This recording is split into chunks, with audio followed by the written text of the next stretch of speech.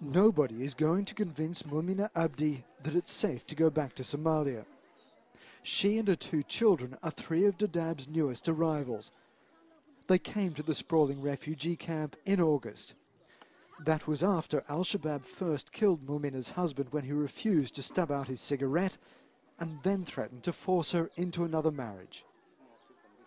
But according to the governments of Kenya and Somalia and the UN's refugee agency, Somalia is now firmly on the path to peace and security.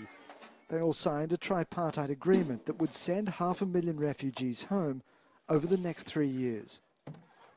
But the UN insists nobody is forcing them out.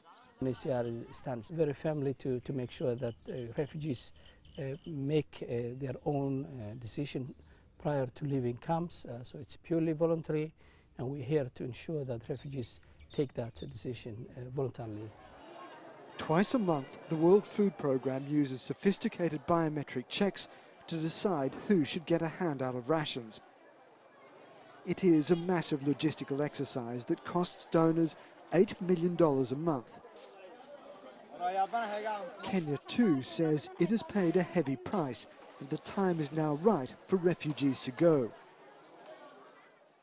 The rations are carefully calculated to make sure each person gets just enough nutrition to survive. But earlier this month, the agency announced it was cutting food by a quarter, thanks to a budget shortfall. The reduction in rations has nothing to do with the tripartite agreement. It is just a coincidence, but the refugees don't see it that way. For them, it sends a very clear message that both the Kenyans and the donors have had enough of them. Nur Hassan Shangolo understands how his community feels. He knows of nobody who thinks Somalia is now safe. I want to thank the UNHCR and the Kenyan government for hosting us. But as a refugee leader, I don't think many people are willing to go back. Very few. I'm not even sure that any will go right now.